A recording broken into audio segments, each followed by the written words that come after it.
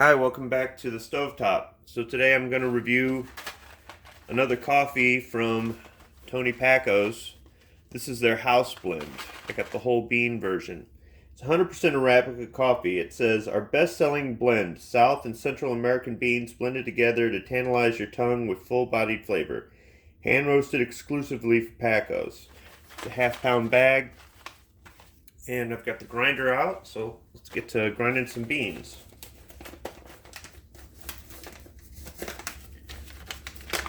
Opens up nice and easy.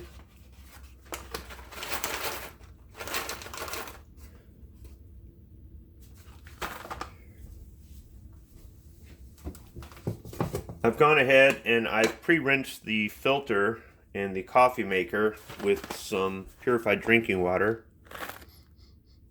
The beans,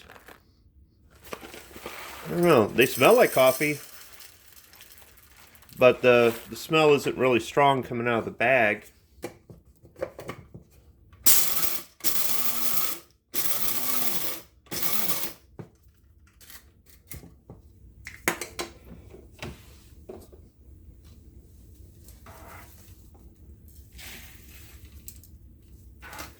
I'll grind up some more beans and get this going, and we'll come back and try our first cup. That sound means Mr. Coffee's done. I'd stop the brewing process partway through to go ahead and pour a cup to give it a little bit of time to cool off. I can tell you that while grinding and during the brewing, I haven't really smelled a strong coffee smell coming through the house. It doesn't really have a strong smell, at least in my opinion. Let's go ahead and try this out and see how it is.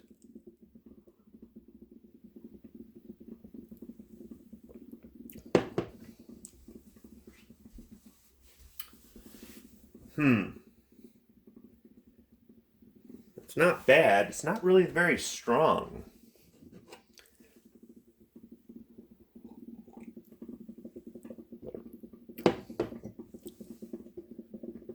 Mr. Coffee sure does like to make a lot of noise. Okay, I waited for Mr. Coffee to calm down here some. So, initial impressions are that it's not bad. It's just, it doesn't have a rich flavor, it doesn't have a strong smell.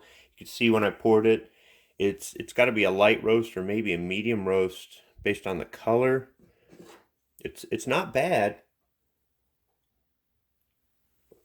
It does have some bitterness to it, but I guess this is the sort of flavor you would expect from a house blend. It's not like a specialty blend. It's just your regular average run-of-the-mill coffee. I'll try it with a little bit of cream in it.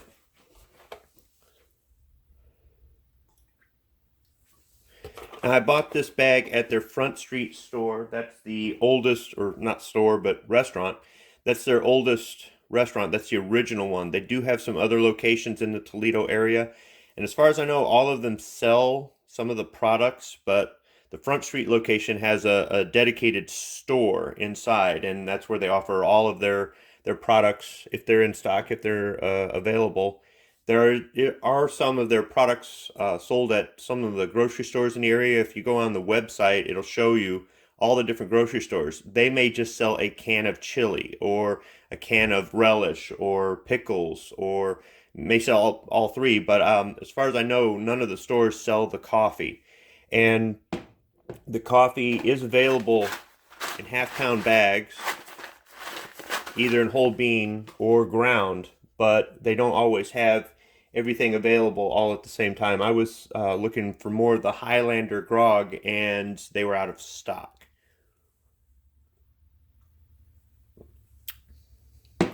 It's a little bit better with cream for me.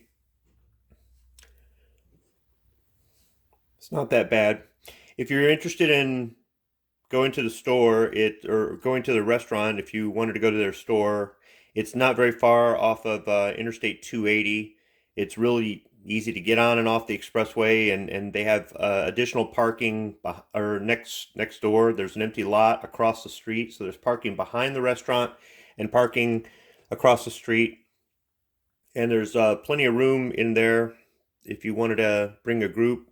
Lots of memorabilia. Lots of their thing is they have hot dog buns that are signed by celebrities. So they've got them mounted all over the walls, and they've got lots of pictures and memorabilia from the TV series M.A.S.H. that was donated. You'll see Jamie Farr stuff all over the place. So it's really just kind of interesting. Plus, so far I've tried out a couple things, and food hasn't been bad. So anyhow, I'd recommend it if you're in the Toledo area. You can order stuff off their website, but the coffee is not available.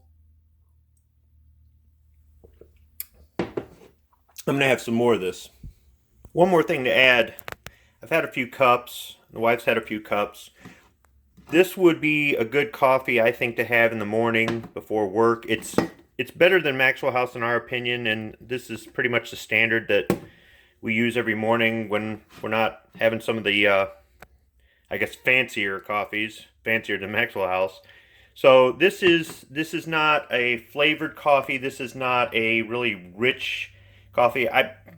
The second time I poured it, I kind of looked at it and I said, you know, I think it's kind of a light roast. If you like a really, really strong coffee, this may not be for you, but for just everyday coffee drinking, this isn't a bad choice to have. So that's my recommendation on it, is that if you drink Maxwell House or Folgers or something like that, and you were looking for something that maybe tastes a little bit better, but it's sort of in the same category, the Packo's House Blend is not a bad option.